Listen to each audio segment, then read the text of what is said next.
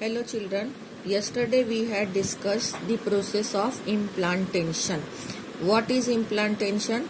Again I am recalling you. Here in this diagram you can see the embryo is implanted into the wall of the uterus in the stage of blastula.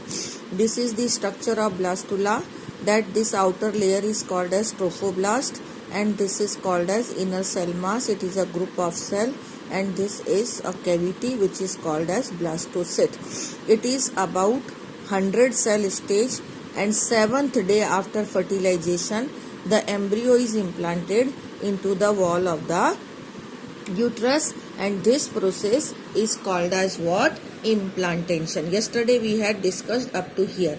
But how do the process of implantation takes place and what happens after that we are going to start today.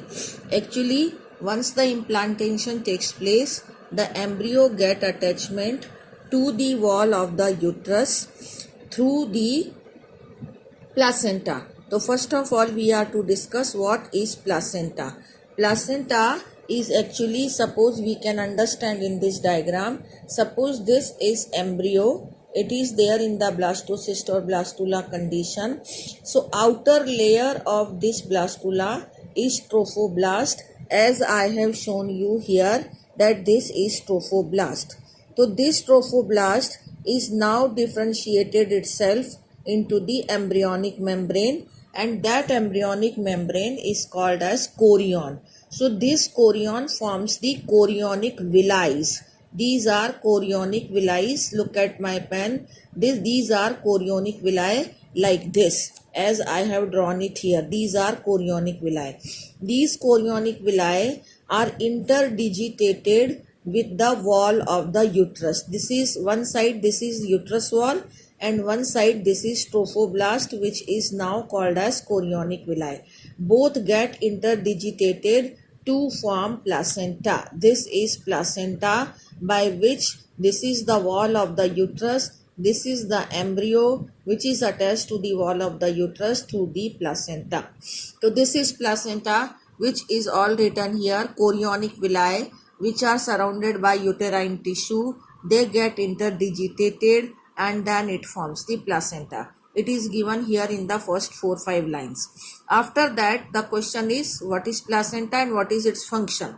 The function of the placenta is given here, that this placenta, now first you look at here what this diagram is showing. This diagram is showing, actually this is the pear shaped uterus is there, this is vagina and cervix, and this is the uterine cavity in which one more cavity is there. Uterine cavity के अंदर embryo directly is not embedded. Actually this is the uterine wall and this is the wall, the trophoblast, which has developed into chorion, and now this chorion has embedded into the uterus wall, so that a structure which is formed is placenta. ये placental villi है और ये placenta बन गया uterus की wall और trophoblast के chorionic villi से मिलकर. नंबर एक चीज, लेकिन this placenta is not directly attached to the embryo.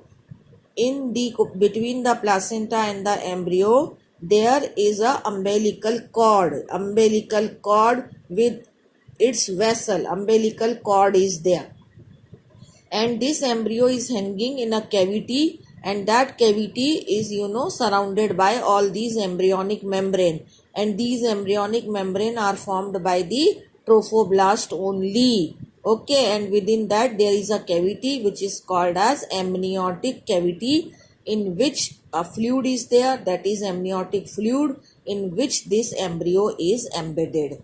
This fluid and this cavity provides protection to the embryo from jerks and from desiccation. Okay.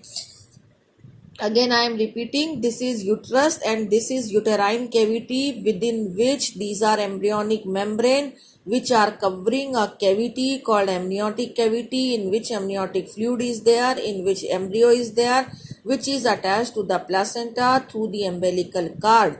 Now what is placenta we had discussed. Now what is the function of this placenta? The function of the placenta is to provide oxygen and food through the maternal blood to the embryo. This provides the oxygen and food to the food is somewhere written through the oxygen and food to the embryo through the maternal blood, and it carries carbon dioxide and excretory waste produced by the embryo.